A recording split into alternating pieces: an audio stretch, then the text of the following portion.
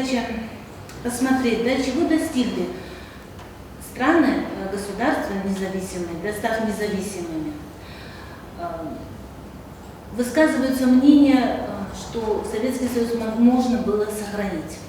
Высказывается мнение, что можно сейчас восстановить. Высказывается мнение, что тогда можно было не доводить дело до распада мощного государства.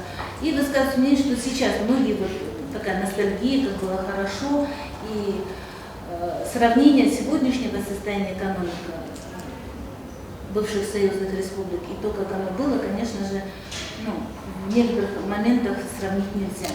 Вот сегодня, я думаю, судя по нашей программе, да, мы сегодня постараемся затронуть, я надеюсь, да, мы с вами затронем самые такие актуальные, самые важные моменты и посмотреть, будем вместе, да, рассматривать вопрос, хорошо ли или это плохо для нас получилось 30 лет независимости. Для начала я хотела бы, да, в декабре, декабрь очень знаменательный, в принципе, не так много, 1991 года, опять Советского Союза.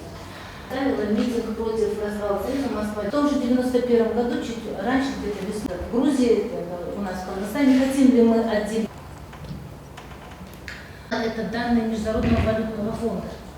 В 1991 году, после распада Советского Союза, в центре Евразийского континента возникло 5 молодых республик. Это Казахстан, Узбекистан, Кыргызстан, Таджикистан и Туркменистан.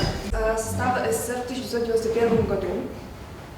Далее отраслями экономики является добыча нефти, газа, а также сельскохозяйственная отрасль. В отрасли сельского хозяйства свою деятельность